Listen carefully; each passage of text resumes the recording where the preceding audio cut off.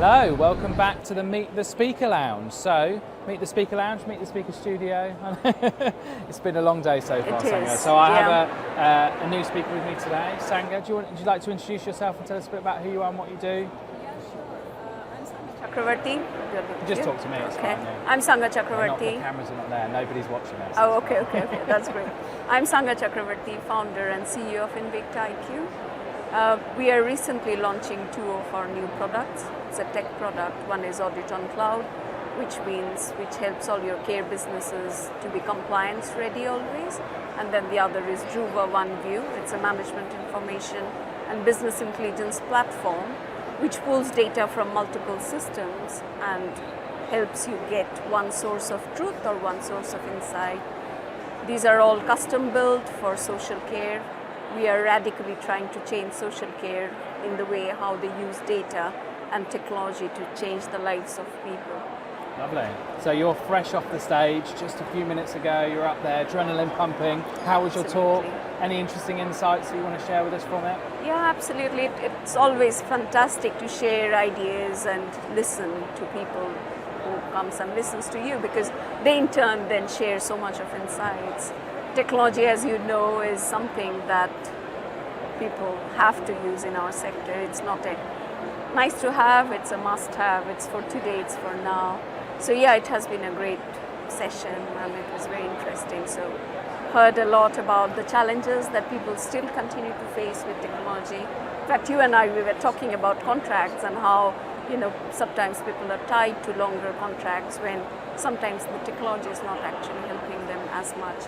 So these are some changes that needs to happen in our sector at those levels as well. So yeah, it was fun. Was this the talk where you had a relative come along? Yes, so no, this is not the one. No, it was a different one. Okay, but so you are doing a talk. Yeah, so Relatives one is tomorrow. Yeah. I hope you're going to cut all those. That's fine. Yeah.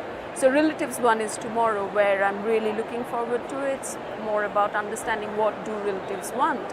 And often there is, finding care for a loved one is a very daunting process. And I have been caring for my mother for past 19 years now.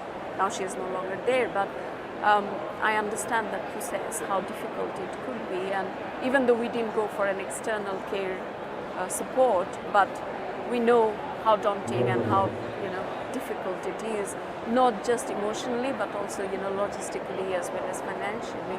So tomorrow's talk is going to be really interesting, because we have a panel of people, group representations, relatives who are actually caring for people, and to really hear what they are looking for, because it's not easy for relatives or loved ones to send their loved ones to a care home and then to be quiet or not be informed of. And sometimes the providers, they say, well, how can we improve the collaboration between the relatives and ourselves even better?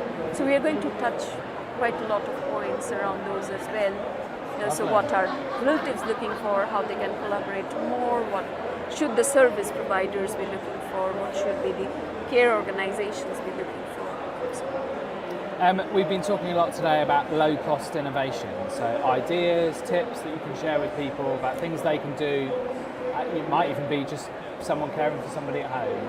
Have you got any ideas, any tips you can share? Yeah, there are a couple of them I'd like to share. We all know that workforce crisis is something that the sector has, in tons, and we often talk about recruitment and retention.